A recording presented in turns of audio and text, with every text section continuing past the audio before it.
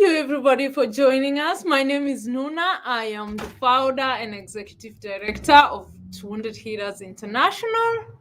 And I'm so happy to be here again today. Today is second Friday of April, where we get to meet and talk more about sexual violence, and we continue creating awareness of sexual violence all over the world.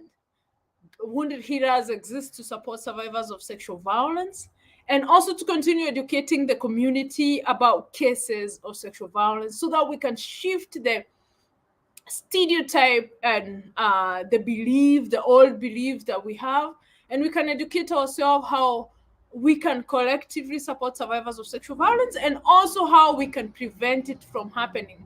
Our goal is not to wait for people to go through sexual violence so that we can support.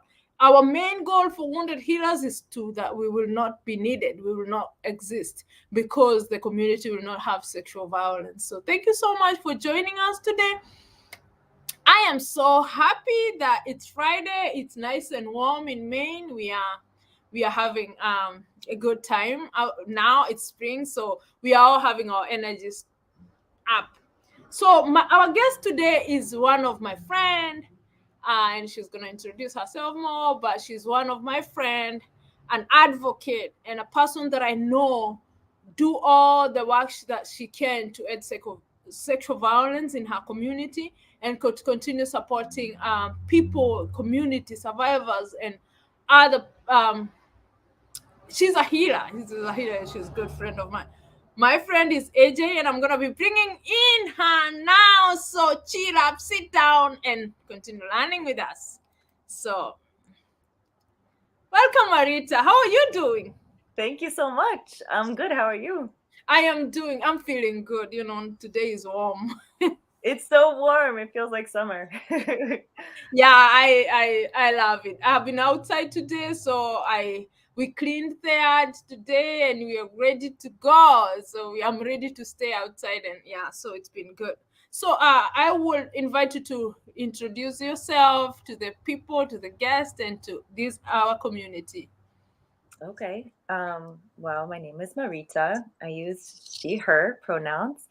I'm an embodied movement practitioner. So I teach a lot of dance for many, many years. And through my experience as a survivor of sexual violence, I always wanted to be engaged in how do we create more safe community for all of us. And so I found Prevention Action Change many, many years ago and invited Clara Porter to bring a workshop to my dance community. And it was so life-changing for all of us to experience that empowerment and the skills and just have more opportunities to understand how we can prevent and intervene early with situations. And so many years later, I had done some volunteering as an advocate with Prevention Action Change, and eventually Clara invited me to become a trainer. So I work with you in this awesome organization, and I recently started working. I was picked up as a trainer with a national organization, Calling All Crows, that is doing sexual violence prevention work in the music industry. Yeah. Thank you for that. Do you mind tell us more about dance before we dive down to sexual violence? About you dancing, I know I would like my community or people to hear what kind of dance you do, because that's amazing. Okay.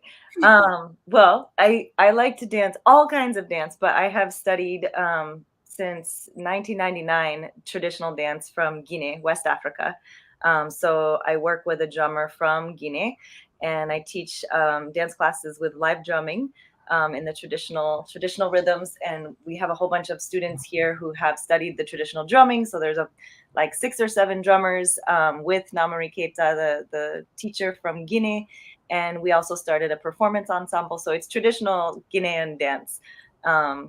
And it's really, really fun. And besides that, I also offer just embodied movement lessons for people who just want to get more comfortable in their body. And, we have a lot of stigmas around dance, and especially this culture and the dominant culture in this country, where people feel really uncomfortable in their body and just there's so much judgment and so much stigma around it. So I recognize that in healing, from experiences of sexual violence and in being in an environment where, sexual violence is so prevalent, that really contributes to our perception of our body and our comfortability expressing and being, free in our body. So I think all of my experience has brought me to really, I love helping people engage in more experience of experiencing their body as a healthy place to be, and exploring and moving and finding freedom, play. Yeah, I know you teach. So it's so exciting to hear that you teach dance from Guinea. And I know my community, most African people are watching today, and they're watching right in Africa.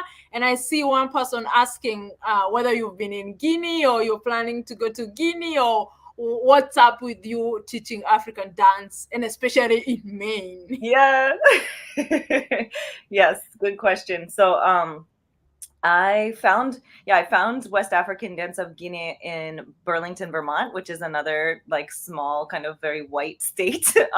But there's a big community of Guineans living in West Africans, Ivory Coast, Guinea, Senegal, living in Burlington. And so I found these teachers in 1999 and I started dancing with them, and they have an annual festival where they bring in lots of West African teachers. So I got to dance with a lot of different teachers there, and then just year round studying with them weekly.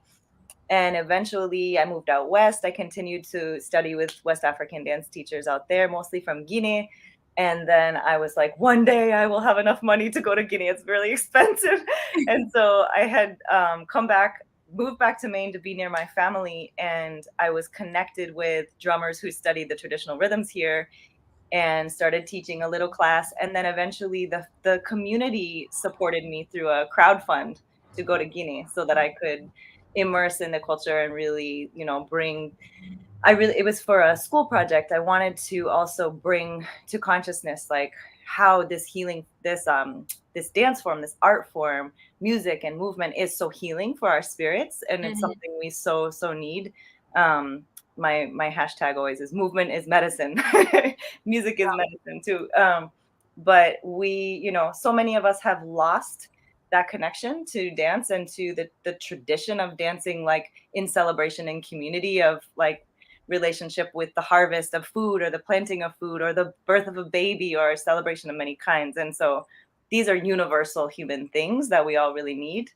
And I just have been really inspired by that. So after I traveled to Guinea, I did a month-long intensive in 2012 was my first time there. And then I saved up and I went again in 2018 for another month-long intensive. And my teacher, Yusuf Kumbasa, I have many, many teachers, but he's the one that I stayed at his family compound each time, and he has a big dance camp. So we did 6 hours of dance every day and 3 hours of drumming, and really intensive study, but it was so amazing. And it's just been, an incredible experience to be able to share some of that with Maine.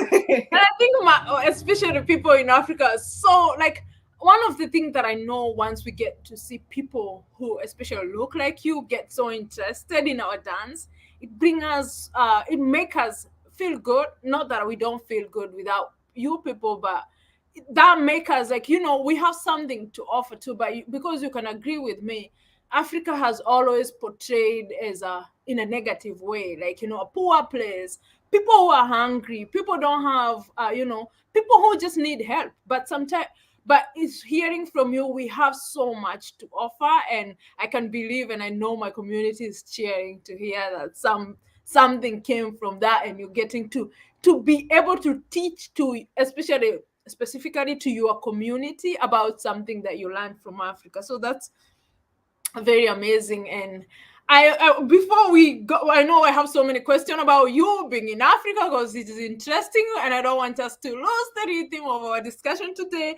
We are here today to discuss about to talk about sexual violence, and specifically bystander. I hope I'm pronouncing it right, bystander. And I think it's, if you can start by telling us what that means and how you've seen it. Yeah, maybe we can just talk about what does bystander mean for the community in terms of. Sure. Yeah, sexual. that's good. That's good. Yeah, because so, bystander, the expression is like somebody who is standing by, someone who's standing nearby and witnesses something that's happening, some harm that's happening. So, we've all been bystanders. We've all experienced seeing some harm happening. And maybe in the moment we didn't know how to intervene. We didn't know what we could do. And so when we talk about bystander intervention, it's training and awareness around, okay, when these things happen, what can I do? What are my tools? What are my tricks that I can do to help stop and prevent more violence from happening, help stop it from escalating further, and also, you know, learning to see things early so that we can set boundaries early so that they don't get to an escalated place. And does that bystander mean other people? Like, for example, if I'm going through harm or violence, other people who are surrounding me in intervening in my situation, does that what mean? It can mean that, yeah, absolutely. And I think the thing that we try to help people understand is we want to empower the person who's being harassed. So it's not like, oh, I'm a bystander, I see this happening and I'm just gonna swoop in and save the day. We want to let the person know, I'm here for you if you need me. And if they're like, yes, please, like then we can be an active, we come in with a different way than if you say, I'm here for you, I have your back, and they're like, thank you, I've got this. Like there's a difference between taking over a situation or just being sensitive, aware, and supportive to something that you see happening. I know we teach empowerment self-defense, and it's it's a very powerful tool, but most of our audience today, and I hope you're gonna have a relation to what I'm saying, but most of the people who are watching our video, and especially they are in Africa, and in Africa there's a high rate and cases of gender-based violence. And when I say gender-based violence, I mean like beating, a woman beating. Personally, I grew up in a very violent home that, and my culture and my community is men dominant. So I grew up watching my father, very violent, beating my mom, breaking her hands. And not even one time somebody walked in and say, stop, including us children. I'm the last born of family of 12. We couldn't, it's like, we are not, that's not our business. We don't go there. And so when you're having this conversation and teaching empowerment, self-defense, in my community, people don't know what to do, because it's like there's a saying in my language. I don't know whether I can translate it very well, but it says like, things for home, stay at home, you don't go saying something. So what's your advice, and with the things that are changing, and what can you tell somebody who hear uh violence in a neighbor, a woman being beaten, and it's not necessarily a woman, like a partner being beaten? Like, what's your advice for that in a way that they can understand? Yeah. Oh my gosh, it's such a bigger issue when it's a cultural change that would need to happen in order for it not to be so accepted. It sounds like you're saying it's it's become so much the normal accepted behavior in the culture for a man to beat a woman, that for anyone to intervene is like, whoa, where are you coming from? Like, what culture are you from? Right? Like, it's a cultural shift, it seems like.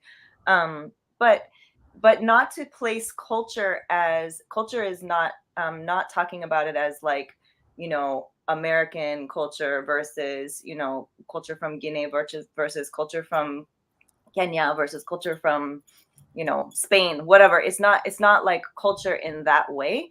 It's the culture of patriarchal dominance. It's the culture that has become a norm, that has been ingrained and invested in our, like, we learn it just from when we grow up, like, oh, this is just how this is, like nobody does anything about it because it's how it is, right? And so to change that, I feel like, how do we change that so that everyone, all the women who are wanting to intervene, are safe? right? Because as a child, you didn't intervene because you wouldn't be safe. You would be the next one beaten, right? Like, because it's like, that's just the culture of it, is like nobody intervenes, So I feel like it's almost a bigger issue of like, how do we shift culture to where so many women know this is how we can intervene, and we're going to support each other, and men are going to support that shift, So I think, what you said, a scenario, if you hear somebody being beaten and what can you do? I mean, it's a scary situation when you don't have the right, in a way. You don't have the right to say, stop that behavior in a place where it's culturally illegal. We have the right to say what you're doing is illegal, and so it's harder when you don't have that, but I feel like we can still say, like, call out the behavior, like, um somebody is being violent, somebody is being hurt, I hear somebody being hurt, stop. Stop, like, and in terms of like the larger structural change, it's like, how do we get consciousness shift? And I feel like you do this work on a regular basis, like by training both young men and women and all genders in between, how to be engaged for each other, to keep each other safe, like we have to change our minds around what is accepted and what is, good practice to keep each other safe. And sometimes it's not only when the violence happen. One of the things that empowerment self-defense has taught me, a skill that I didn't have, is when we speak about violence, we speak about, like big violence, people beating, rape, all those things. But, and maybe you'll agree with me, before that happened, there has been a pattern that has been going on until that somebody hit you, or until somebody now get full force to rape you. So by being aware of yourself and understanding what are our boundaries are. And I would love you to speak more about boundaries, because most of us and most women don't know that they have a way to set their boundaries. And you boundaries might be interpreted as being rude. Like, would you please teach us how to begin with, how to be able to set a small boundaries?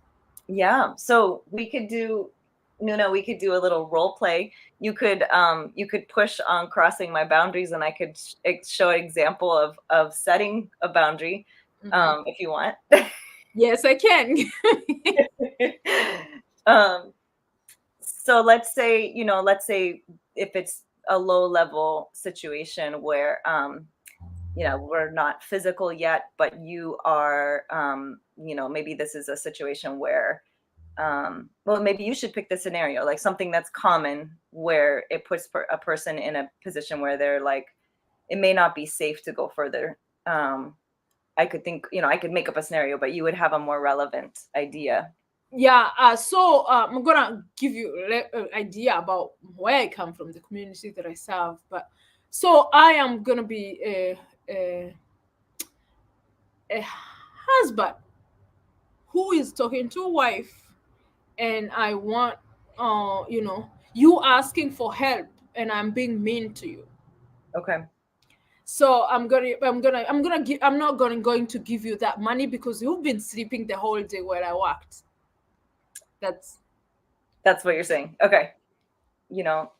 I'm sorry you think that I've been sleeping. I have actually cooked the meals today and prepared work for tomorrow and got the children in and out of the house to school. Did you want me to stay home to do that? That's a woman's job. Yeah, it's a job. It's an actual job, like your job. But that's a woman. That's what I married you for, to do that and to keep sleeping. That's not a job. And maybe did I marry you to do the job outside the house, and you married me to do the job inside the house? So we each have a job. Yeah, I married you to be serving me. I am the man here. I provide, I educate. What you cook is me who looked for it. So they don't say that's a job. It's not a job. Well, I'm gonna go get a job then. No, I'm sorry, because I'm bringing situations that maybe they're not very relevant to your way of growing up. But to be specific, those are the things. When a woman is married in my community, is is um is expected to do all those jobs. Is supposed Yeah, expected yeah, to cook, and especially when they don't go look for that food. yeah, So the man just control everything because this woman does not bring in anything. So cooking, saying like his cooking is a job, partners or men would go around and say she does nothing. She stays home sleeping. Well, you took care of the children, you took them to school, and there is nothing. So in that case, especially because most women in my community depend on their partners.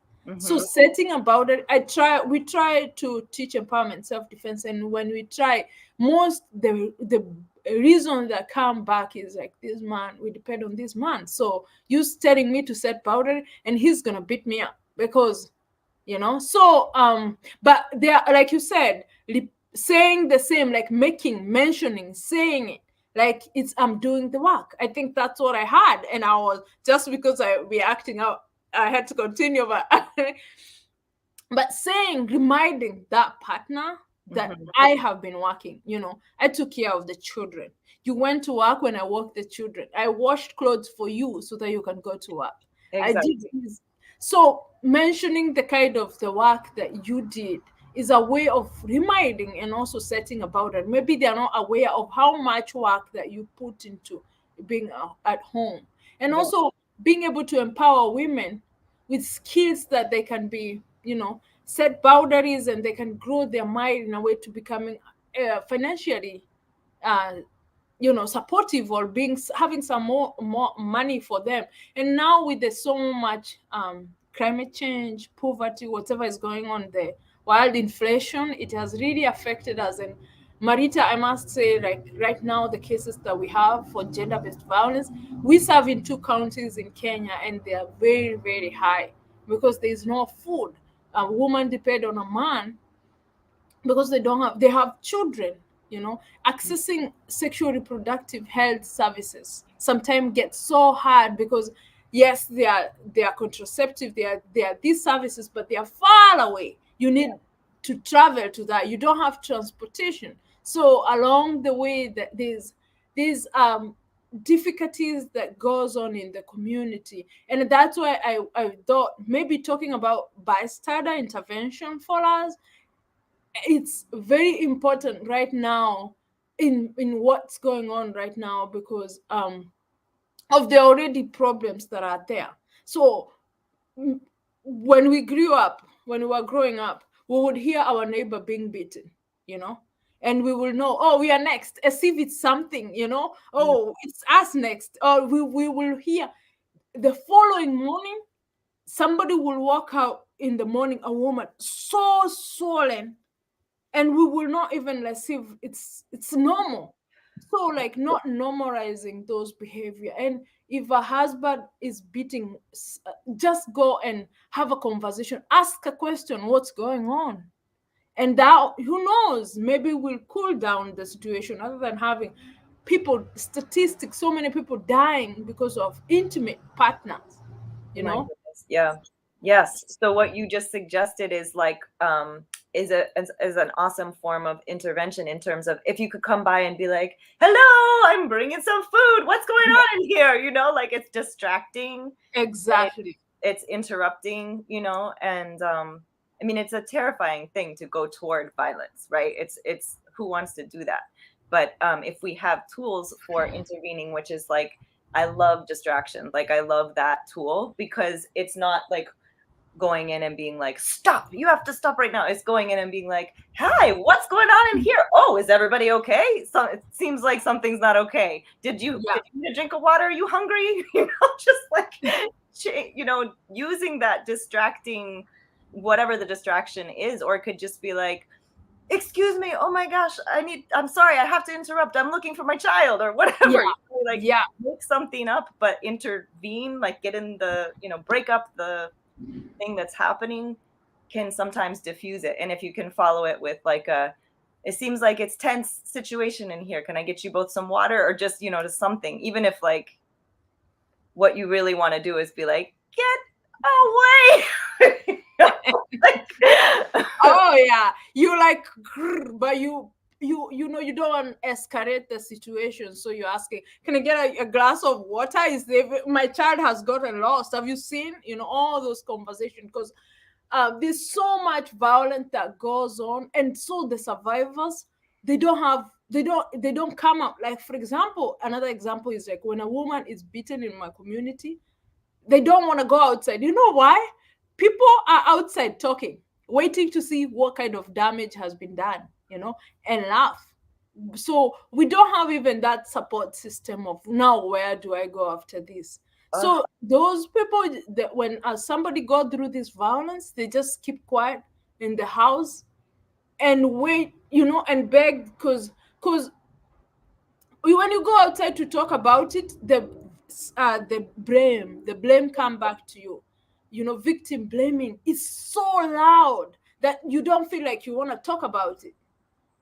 So I really encourage people, even if you cannot then distract and make it calm down, when it's all over, in case we survive, be that supportive person. Just show up and not gossip with 10 other women saying that woman was beaten. Let's be able, as a women, and we can always provide a platform for one of us to come and fall on, and encourage one another. We run a shelter in Kenya called the City of Peace. So the reason behind the name is because we wanted a place that can be peaceful for people, because these cases is right outside our door, it happening more than you can imagine, and research and statistic does not show this. The women who walk in and out in our doors to say, Shiro, last night, see my hand, I cannot even move, all these cases, and we don't know what to do, because we go to police station, those are home issues, that you don't have evidence. So, and those are just, I'm specifically mostly talking about beating, intimate part. So when it's already visible, think about sexual violence. Sexual violence, when it happened, nobody talk about it. There's so many. I don't know whether you know Kagaru courts in our community. Kagaru is like home court that, Marita, you've gone through sexual violence. Here is your dad. I'm gonna give you $20, and that case will be silent. There's so much of that. So people come and say, it happened to me because I have to stay here because my father is the one paying me school fees for me. I don't want to say it. So this violence and pain continue to live in so many people, and we continue giving the perpetrators opportunity to continue, because they know nothing is going to be done. Go report. The police is going to victimize you. So you don't want to go there. Your mother, your parent, your other people will not even believe. They'll say, what are you doing? Right. So in the City of Peace shelter that we have, the people who walk in and out, they're broken people. They're broken people, and they come in the center and break down. But once they leave the gate, the society expects them to be strong. So there are two phases that are so painful, so hard, and so learning things about like bystander for us is like, how can even my staff, my employee, get involved? Because a woman will come and tell us this is happening. Mm-hmm. But we cannot go to try to help out there, because immediately we leave, the woman get more the same, even worse. Right. Because the partner will be like, where did you go to say those things? Are you gonna tell everybody about what we are how we are living?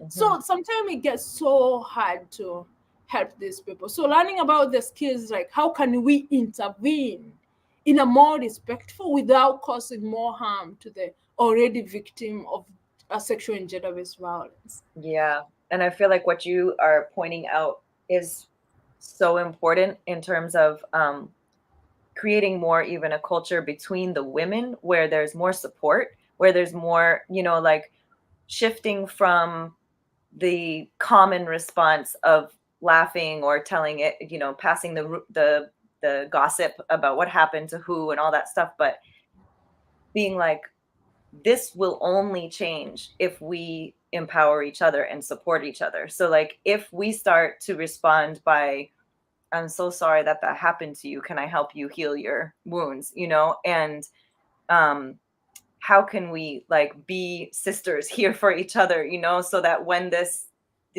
culture is happening, we have a place also in the change. Like, yes, we need the education around what is acceptable to shift. We need, you know, all the culture, boys and girls, men and women, all the genders, to understand like this culturally needs to shift in our consciousness around like human life, you know, the respect for human life and respect for women's bodies. Like we create, you know, we are the ones who bring life into the world. Like this disrespect for human bodies is, it's such a like a disease. Patriarchy, I feel like, is a disease that is like hurting, you know. And it's so at any rate, like what you said about women being able to shift how we support each other and how we show up when something has happened, but also, you know, these skills for intervention like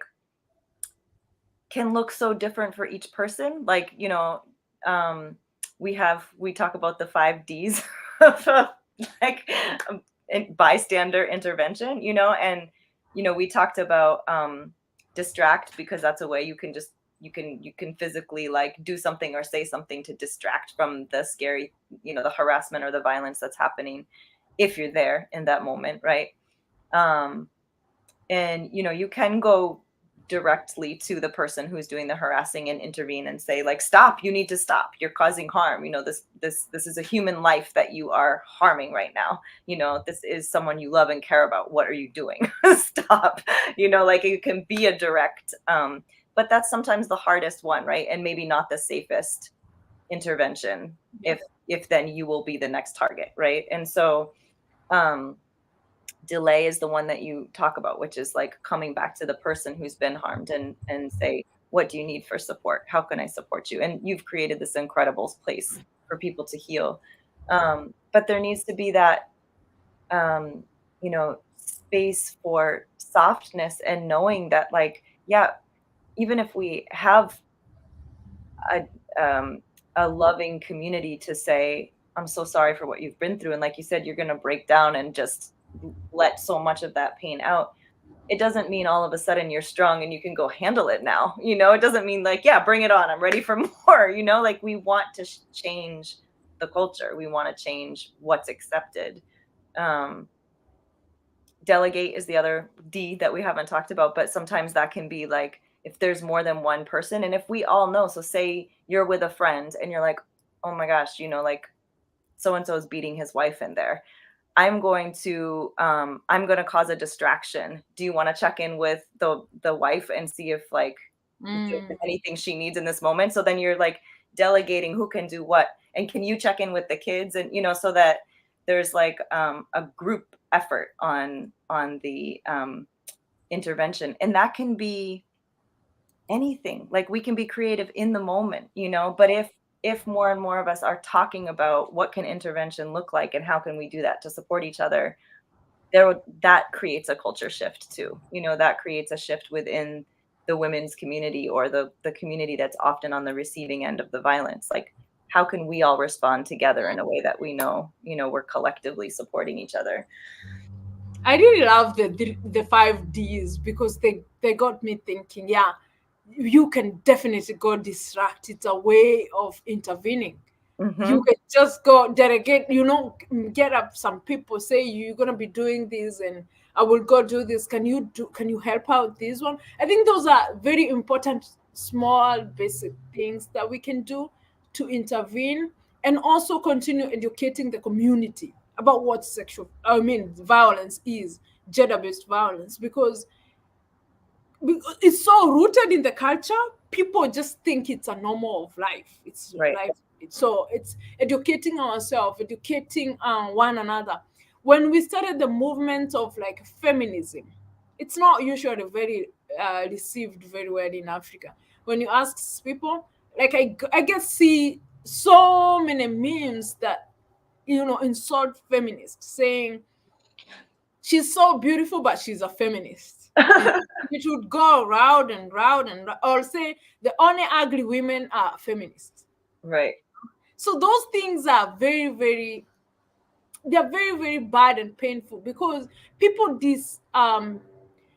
what do not understand what feminism is all about. And feminism is never about women competing with men or putting men down. It's never about, bringing men down and women rising up. It's a collective for us.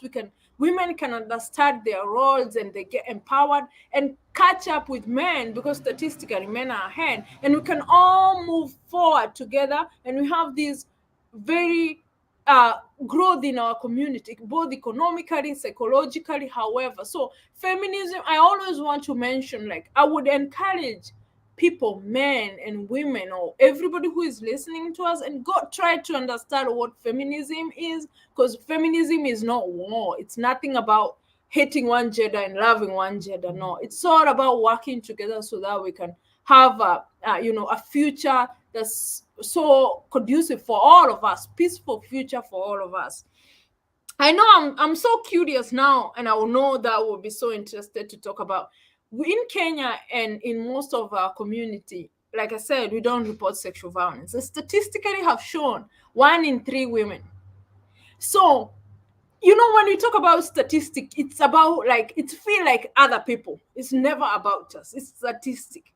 Would you tell us what it is in America? Do we see sexual violence? Is it reported? Like, how is it when Mm. somebody go through sexual violence in America?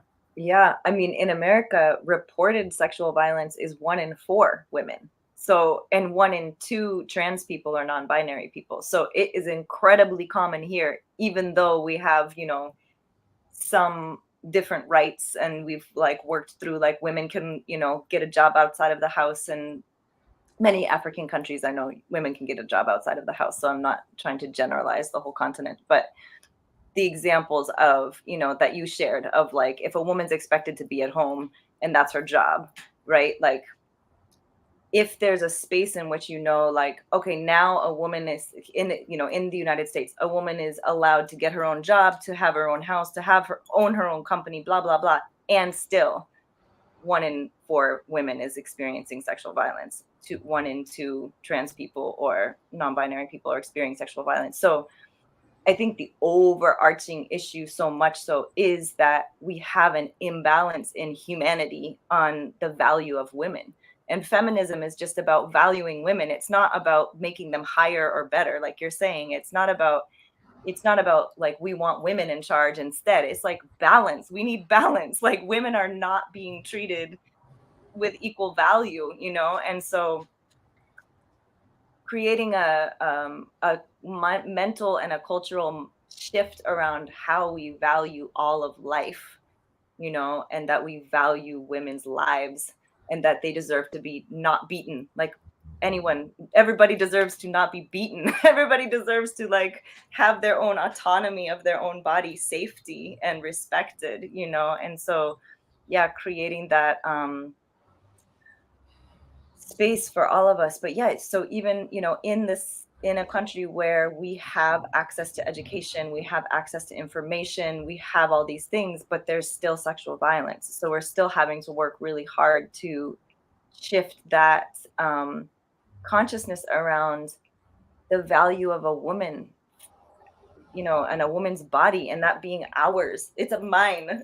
Like, you don't have access to this. I am a sovereign being just like you, so I think that's like a larger humanity, culture shift Do that we're. police, how does the reporting happen? Do people get justice once they report in America that they have gone through sexual violence? How is that process?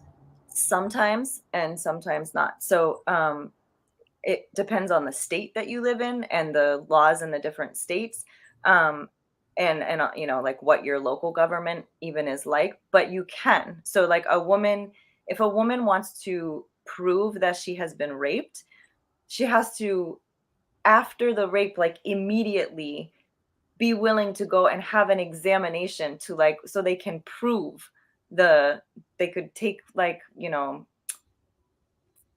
physical sample to like prove that the DNA matches this person. So that's terrible. Who wants to do that? Nobody, the amount of people who do that is very incredibly low. That's just, so then the other way that you can report and prove somebody guilty is by having you report it to the police station, and then you set up a phone call where the police are on the call, but the person who raped you, for example, doesn't know that the police are on the call with you. So it's a three-way phone call. So then you have to go to the police station, prepare yourself to make this phone call to the person who raped you, and then you have to get them to talk about, and like basically they're agreeing what they did to you while they're being recorded at the police station, but they don't know that. So it's a privately recorded call. But how difficult it is. I've accompanied women to the police station to make those phone calls, and it's so emotionally scary to have to go to the police, which are not even safe, protective place to go, and then make this call, and then maybe the phone rings and nobody ever answers, or you get an answering machine. And, so maybe you've just built up all the strength to go make the call, and then you don't even have the conversation. Sometimes those go through and someone says, you wanted it, blah, blah, blah. And you say, no, I didn't. And that because blah, blah, blah. And they're like, yeah, well, you deserved it, or whatever they say. And then they get proven guilty. But it's a lot of work. It doesn't get, it's like a lot of emotional work. Yes. It's Oh saying, my God. Yeah, so sexual violence, just people need to zip up their pants and just keep everything for themselves, and not just respect people, because we don't need to be having this conversation to be in the reality. Like, people just need to respect one another, and we live in a happy place because we human beings that get to exist in this planet by grace. We didn't plan to be here. So when I talk about sexual violence, sometimes something back in my mind, I'm like, how could you? Like, why don't you just respect another human being? yes, It's so hard. But you agree with me, any kind of violence is all about power and control. People just want to have power and control the other person. So, and yeah, it's so very good of you, Marita, to share with us like how it is in America, because these cases are is worldwide problem. And but when people like my community is in Africa, everybody want to be in America thinking this is a safe place or it's a safe space. So hearing that is so encouraging, and I hope my community get to hear that it's not about the place you are in. It depends with the perpetrator. It's that human being, it's the person who is causing harm. And we always want to say that no matter how it happened, the victims is never to blame. It's the blame remain with the person who raped you, the person who is causing harm to you. The harm or the fault is that person to blame, and not any victim or survivors of sexual violence. And we're coming close to the end, and I will ask you a question of how our parting. What's the one thing that you want to encourage a survivor, and encourage a survivor from whatever they'll be listening to, and what's that one message that you have for the community? Oh, well, to other survivors, I just would want everyone to be compassionate with yourself, because like you just said, like, it is never our fault. Never our fault. We deserve to be treated with love and respect and care. This is our own body. It belongs to us. It doesn't belong to anybody else. And so just that love, self-love is a really important piece to healing, and to the community, both all genders, whether male, female, or anything in between. We need to be supporting each other in to create an environment and a culture where we don't accept violence. We don't accept violence to young boys, young girls, older men, younger women, older women. We don't accept violence to other people's bodies. And so we're creating an environment. So I was just thinking if the police will not help us, we, the community, needs to help each other. We have to be the ones that that change the environment and the culture around it together. I think, like you said, community has a lot of work to do. And community include even police and the local government, whatever it is, they're part of our community. We just need to to avail ourselves and be able to, number one, educate ourselves, because we don't want to go to think that we are providing support when we are causing harm in the process. So educate yourself, educate one another. And I always want to mention, if 1 in 3 person or women have been going through sexual violence, count the people in your family, one of them. So sexual violence is happening to us, everybody in our community. It's like COVID-19. The only thing with COVID, at least we had vaccine. Sexual violence, we don't. So it's happening with us. It's affecting all of us. But because it's a topic that people don't want to talk about, because it's a very sensitive topic. So think about the people that you are with. And when we talk about sexual violence, I know we talked more about women, but even men, even all genders go through sexual violence. Right now, statistic numbers are alarming. Men who continue to be raped, the numbers are high. You never know what's going to happen to you tomorrow. So if only you can educate yourself and get yourself out there to know what you can do. And especially in a month like this, April is a sexual violence awareness month. Do something, educate yourself in one thing. Say something, use your social media. You don't have to keep making noise like I do, because that's what I have to do. But you can say something on your social media. Check in with your family. Ask them how they're doing. Children are being groomed in a very high rate. Check in with your children. Give them a platform that they can confident, trust you, and share with you what's going on. And if you're in Kenya, check out our city of peace. It's in Mwihoko, in Roiro. And if you're suffering, wondering how you can get there, our services are always free, and you can call this number. And if not, you can check it out our website at www.woundedhealersintl.org, and you can just give us a call and we will show up. If you cannot come, we will always provide services in a way that we can help you wherever you are. We are always open Monday to Friday. We have beds. We have a place that you can come and spend time there and lie down, get food, get good shower, and have somebody professional to talk about, to help you process your trauma. We do this work because our organization is survivor-led. It's led by survivors of sexual violence. So it's a people who really understand, people who have gone through the pain, and people who know what it means to be abused. So you are not alone in this. We are in this together. We can heal. One thing that I know, we can heal and we can live a free life. It's my prayer that all of us will be liberated one day and will live in respect, and we will continue loving one another, spreading love, and genuine love, not just love, genuine love.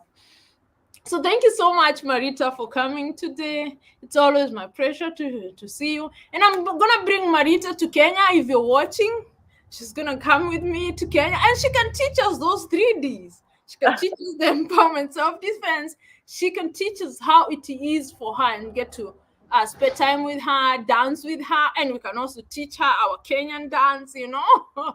That's right. That's right. So thank you so much, Marita, for agreeing to come and share your life and your skills with my community. It means a lot to me. And we hope that we're going to continue working together to advocating and fighting to end the cycle of sexual violence. Absolutely, Nuna. Thank you. It's been such a pleasure, and I am such a huge fan of everything that you do. You're amazing. You're such an inspiration. Thank you. Thank you so much. See you.